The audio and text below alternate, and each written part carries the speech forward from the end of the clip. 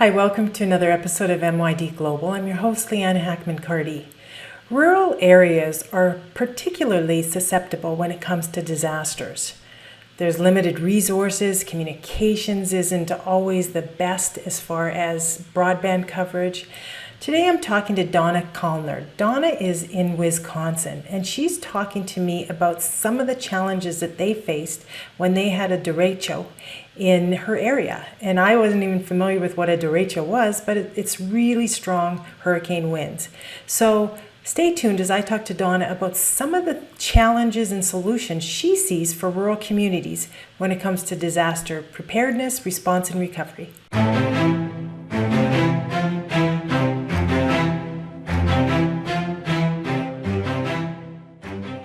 Hi, Donna. How are you doing today? I'm doing well. Thank you, Leanne. Well, thanks so much for agreeing to do this interview with me. I read an article that you wrote about the challenges of rural preparedness when it comes to natural disasters. And that's really what I wanted to talk to you today about, your experience and some of your advice. But before we get started, can you just tell the viewers a little bit about yourself? Sure. I live in rural northern Wisconsin, and in 1990, I was one of the founding members of the Wolf River Rescue Team. At the time, my husband and I owned a whitewater canoe and kayak school, and so we had specialized equipment and employees who had a lot of training. And my husband was on the volunteer fire department, but nobody else on the fire department had that level of training in river rescue. And they were people we cared about, and we didn't want someone to get hurt or worse in a situation that they were not trained for. So our staff and the fire department started to train together. We had some very interesting experiences, kind of broadened then into other types of search and rescue. Over the years, we got a fair number of rescue calls, search and rescue calls. Then in 2007, a tornado hit our area. And we learned on that scene that we needed more people. We needed more training to be able to handle a large scale event like that. And that the people that we needed didn't necessarily have to be firefighters. And that's a key element right there. So myself and some others joined the fire department, and we started to expand our training beyond search and rescue into the other types of situations that rural volunteer firefighters, fire departments deal with. That's things like structure fires and wildland fires and motor vehicle accidents. And, there's all kinds of, and you would not believe some of the stuff that happens in a rural fire department. But the volunteers that joined at that time, we've developed some systems, and we now manage accountability and rehab for our fire department, for them to be free, for the firefighters to be free to concentrate on tasks that they're trained for and we are not. We are a unified team. We train together. We have systems and protocols that can conform to standards, but they are definitely tailored to the reality of our rural situation. So we felt like we were surprisingly pretty well prepared for the disaster that hit our area in 2019. I'd never heard of a derecho until one hit our area. But basically, it's hurricane force straight line winds. It was so much worse than the tornado in 2007. But we managed, and we learned a lot. Things that will help us to be better prepared in the future, things that we need to do to be better prepared. So I'm just thrilled to have an opportunity to talk about some of those things today with you. Well, and me too. You know, I myself have not heard of a derecho either. I mean, I know it's a Spanish word, and I think it's la derecho, the right, left, maybe. I'm not sure, but it's an interesting experience, obviously, and one you may not want to repeat again, but you do learn a ton when you go through something like this, good and bad. And so I guess, you know, from your perspective, I mean, even us taping today, you're in a library. I mean, it's not like you know, rural connectivity is a challenge just when you don't have a disaster. And so when communication channels go down, it's very hard during a disaster. And that's probably one of the things you guys experience. But maybe just talk about some of the challenges that you found unique to a rural setting and some of the challenges you faced. Well, I think we had a good response, but it was a widespread situation, and that really affected us. And it also really highlighted some of the gaps in our emergency preparedness. There's no one size fits all preparedness solution for rural areas, but even so, local governments are expected to have and develop to maintain emergency management plans. Yeah. A plan is a starting point. It's just helps you to tailor solutions to the needs as they arise. Here in northern Wisconsin, for example, our county emergency manager provided our township clerk a template that we could work from. Of course, this is all after the derecho.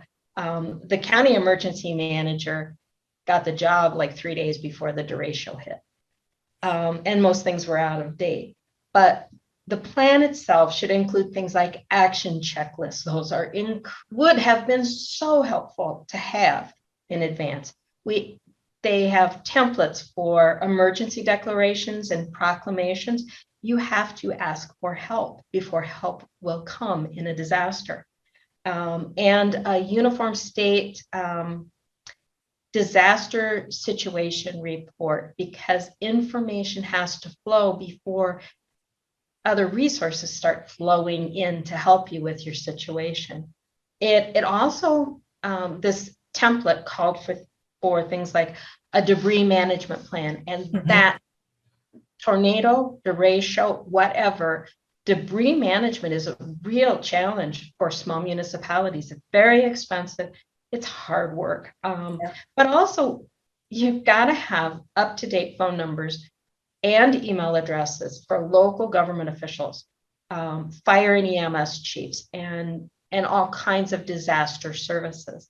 So that's really critical information.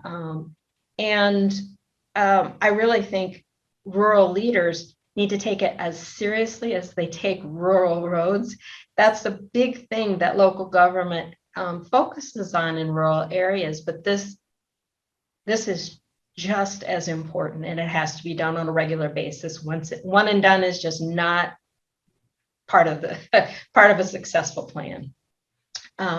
It really takes a lot of time for information to be relayed in multiple directions and assimilated to the point where you can get the sense of the big picture.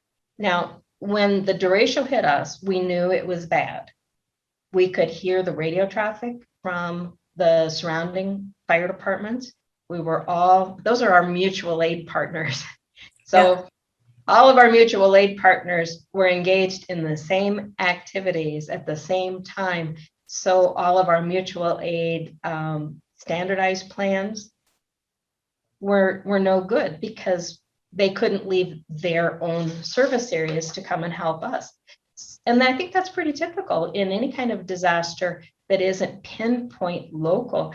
It takes a while to get additional resources, and then they don't come until you say you need them. We were part of the countywide after action review, and this was actually several months after the derecho when we finally had a chance to take a breath. And the sheriff and the county emergency manager said they knew the situation was bad, but they just could not get enough information to form a big picture of what was needed and where. Now, on the ground, we knew dispatch was handling a huge, huge number of calls through the first night without power. They were working off of auxiliary power in a mobile command unit, I think. And we didn't want to make things harder for them. So, we're not bothering them with anything other than, we couldn't even get a report about what the weather was coming. They tried, but they couldn't either. And there was a second storm coming the following day. We had people still in the field and couldn't get a weather report because the cell tower's down. Voice service was not good to begin with in the area that we were really working with.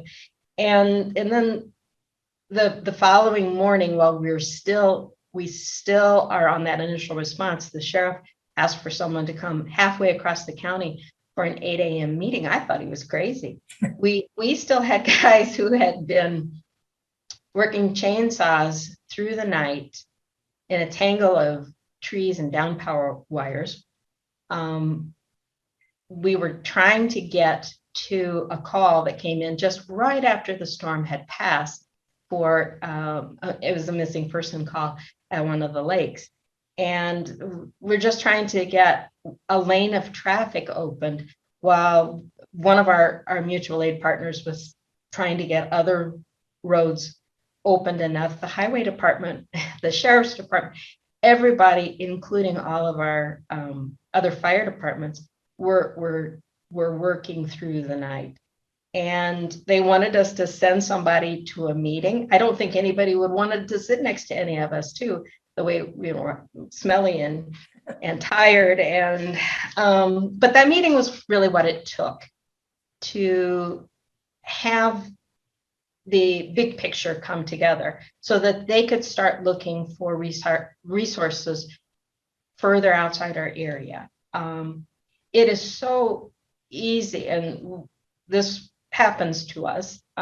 It's just so easy to get tunnel vision and focus on the path ahead during a crisis.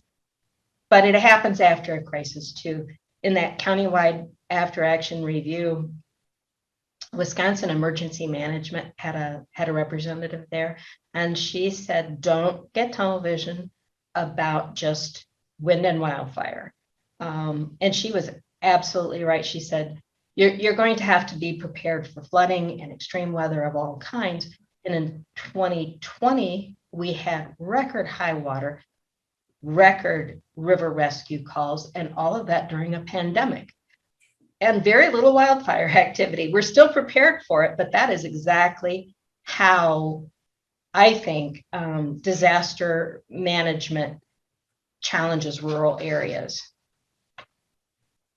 And it's not really that different in a way from what challenges urban, it just magnifies the issue, but there are, obviously understanding what your hazards are, having a plan for the various hazards, because like you're right, each one's going to be slightly different. Even two fires are different, right? So based on you put the plan in place, you get the parties involved, and you hope to heck that every time you experience something, you're that much better prepared to respond, and you learn from your mistakes. But the big problem, or I shouldn't say problem, but the big difference is rural areas are mostly unpaid volunteers. So we don't have a staffing situation where, these are people that are on call at the fire station and able to respond right away. We have these many more people that are able to respond if they're out on a call.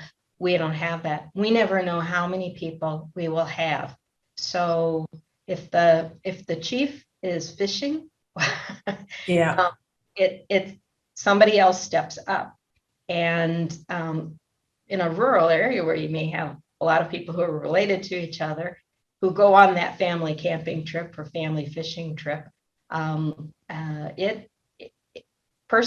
enough personnel is really, really challenging. It's not just in the initial response then either, especially for disaster. But also there's so much that has to be done after that. We cover our department, the Wolf River Volunteer Fire Department, covers most of our township, plus another township. It's 155 square miles with a population density of about 7 people per mile. It's an area that has an aging population, like many rural areas, economically challenged. Some employers are really, really good about allowing volunteers to leave for emergency response. But after the derecho, we have people who worked all through the night on Friday night with those chainsaws. 2 of them crawled under. One, we couldn't get any farther. They crawled under trees that eventually took a logging processor to get through. They crawled under to get to that boat landing and find those people. Then everybody worked through the night. Saturday night, most of us got a little sleep. And then on Sunday, we started doing welfare checks, looking in on people, looking at our road situation. And then on Monday morning, they went back to work without even having a chance to address the damage in their own properties.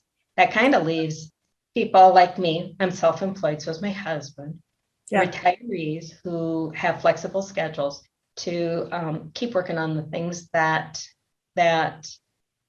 don't require a full emergency response.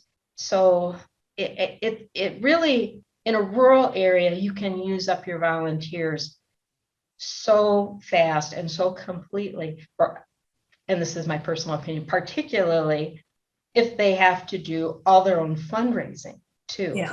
I mean, in order to fund the equipment that you need to be able to do the job with an aging body and limited resources, we are really, really fortunate in my community. My community is incredibly supportive,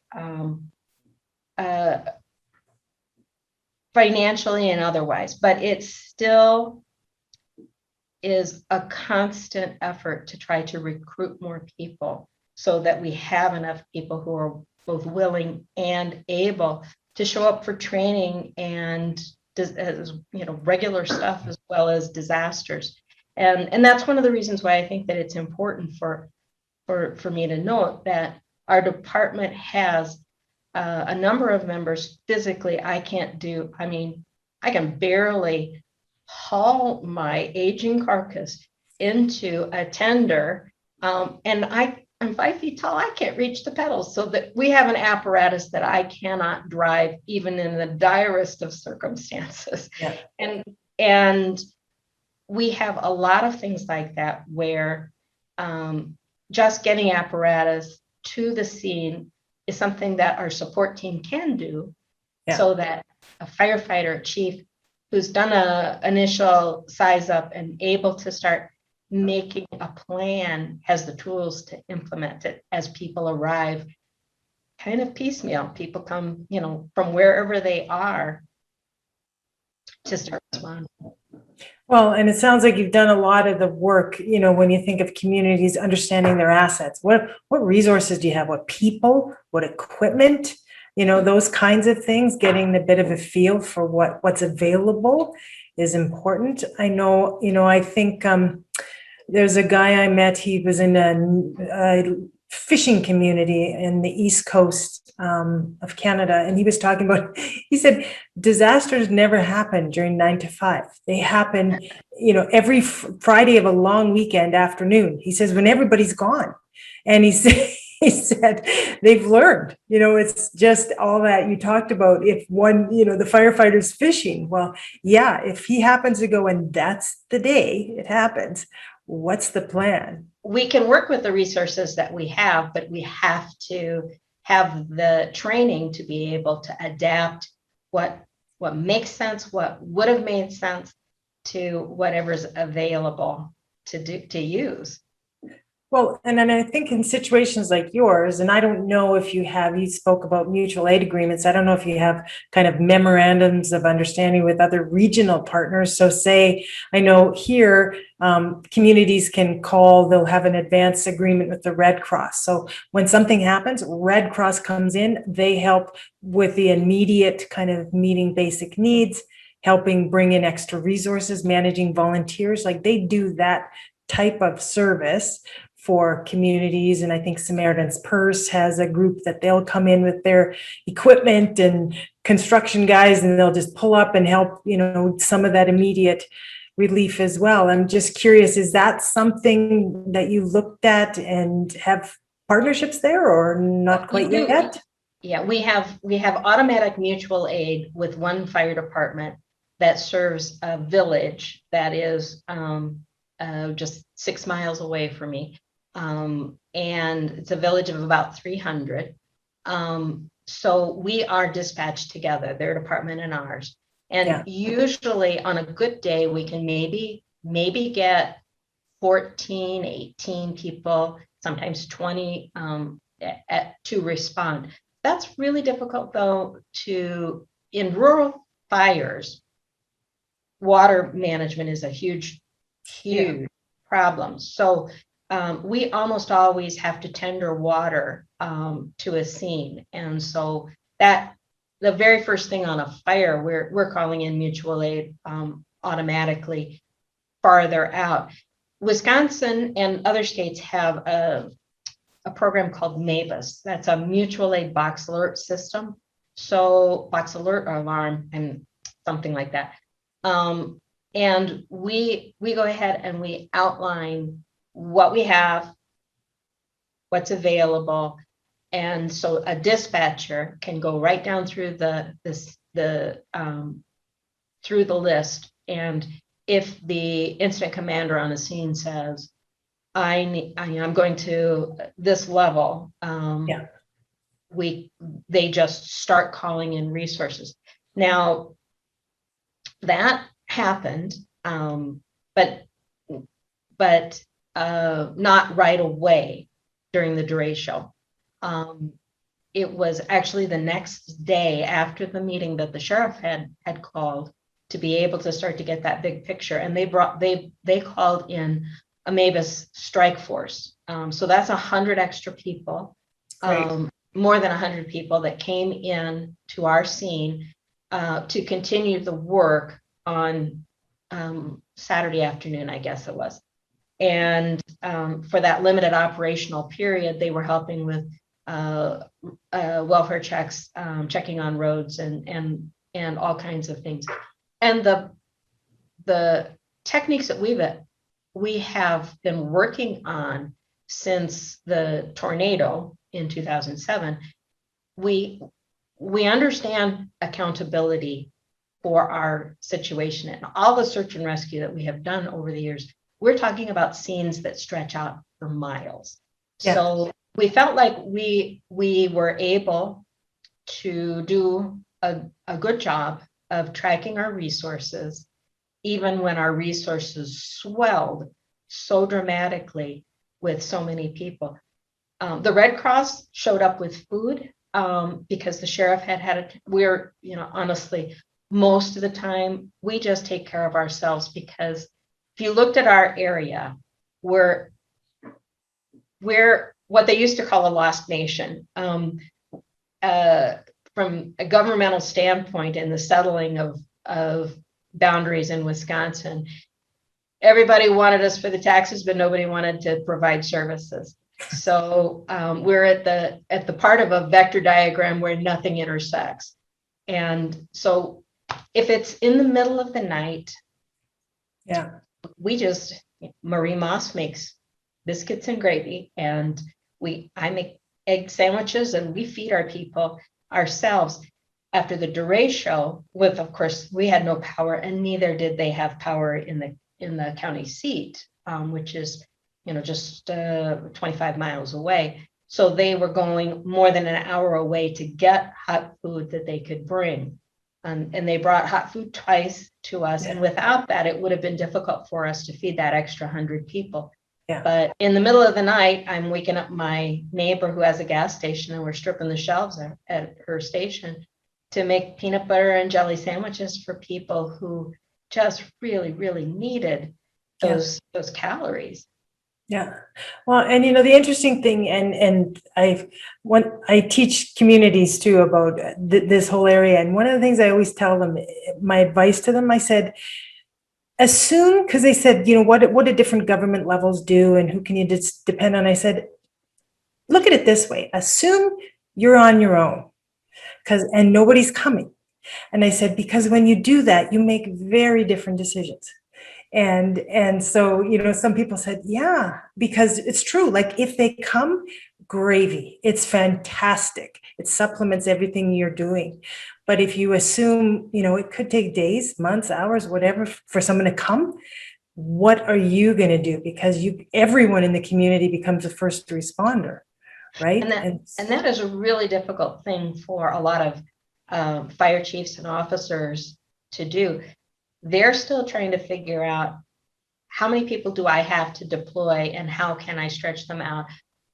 In search and rescue, we're determining an area of containment. In fire, there are, for a structural entry, you've got to have a certain number of people, and backup on the backup. We don't have that many people a lot of times. So we really find that the more we feel prepared to handle things on our own, we appreciate when the Red Cross shows up, but we know that they cannot necessarily feed us for a long duration event before we are exhausted. And we need that fuel much, much sooner.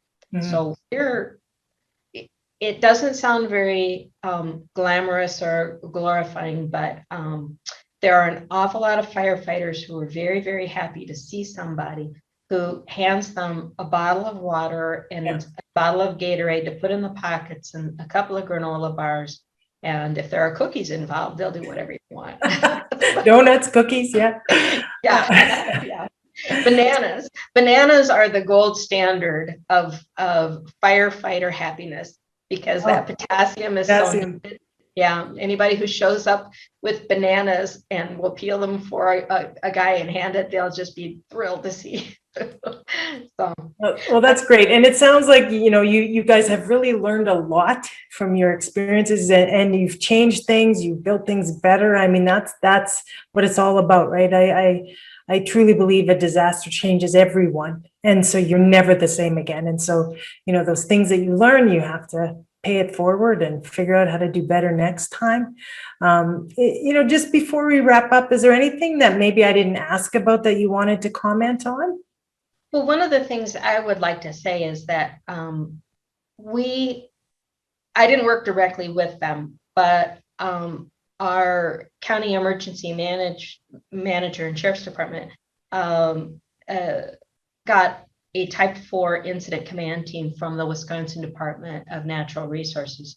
And this was after we had been declared a state disaster area, but before we got the federal declaration, I believe.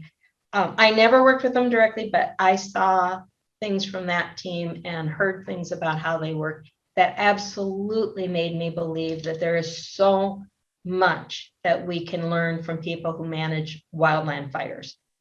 They gave us a great model for things that we could do, including one of the simplest things that they did, because communication is so difficult when the infrastructure is challenged like that, is they set up plywood sandwich boards at places in the area, including the gas station that my neighbors own, where we stripped all the peanut butter and jelly. So then they started posting things there about debris removal, about who you could hire for mobile brush grinding, and where the collection sites were going to be, because that was a big thing. Burning restrictions, because that was a big thing.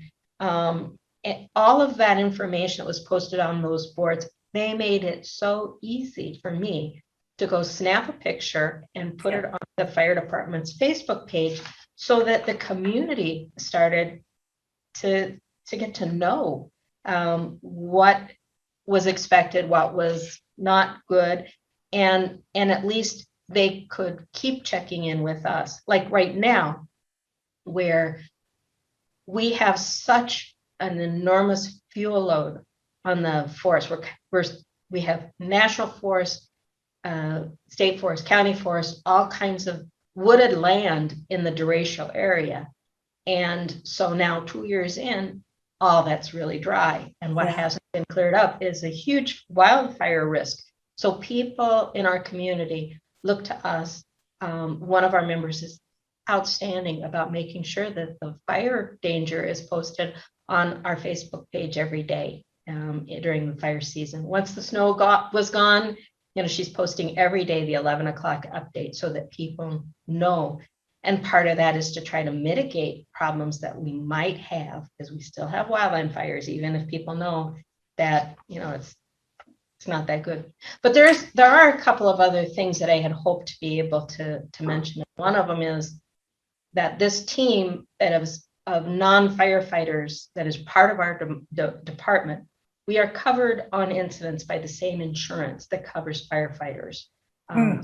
Our municipality covers us as well as people who've been through firefighter training. And that's a huge thing, because it's hard for a volunteer who's already struggling to be able to provide health insurance for their family, to be able to volunteer and then take a risk of a job or an injury that might impede their ability to work.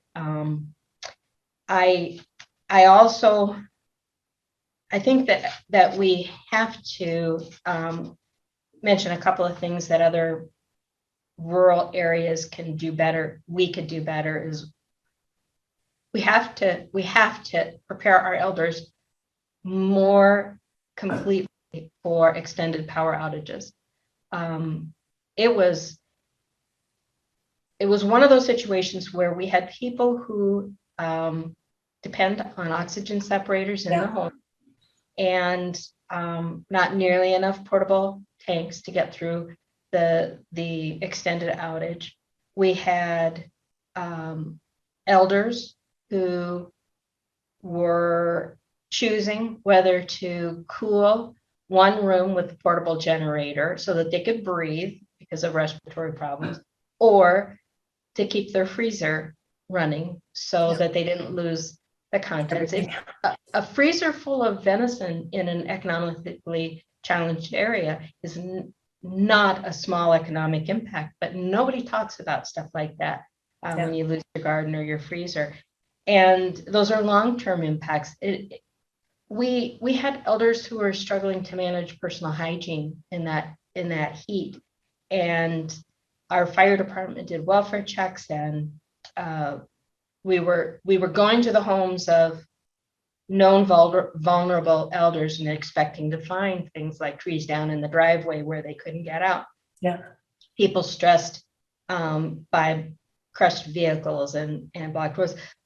But what was heartbreaking was how very much they needed the help from things like oxygen, and we couldn't get it. The other thing I really want to stress is that texting in a rural area is probably the most reliable technology that people will have for communication. You would not believe how many elected officials and rural elders think, I don't need to do that. I don't need to text. That's for the kids. But it's just absolutely essential. We get our weather alerts via text. About 48 hours into the derecho, a friend texted me and she said, I know the fire department must be really, really busy, but do you have any idea when our road might get opened? It was one of those areas where there's one way in, one way out, surrounded by national forest. And it took a logging processor 2 more days beyond that to be able, they'd cut as far as they could with chainsaws to get out, but it took heavy equipment for them to get out. But in the meantime, we could check on each other and make sure that they were okay. The a smartphone may seem like a luxury, but it gives you an easy way to take pictures, and pictures are really, really important.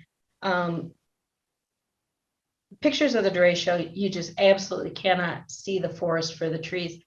Nothing looked that bad. Nothing looks like what it was, but those pictures are still invaluable when you go, they're geo-stamped and time-stamped. Yeah. And when you go for insurance claims or situation reports or disaster declarations, that is just stuff you have. So I really encourage people to keep a portable battery for their cell phone.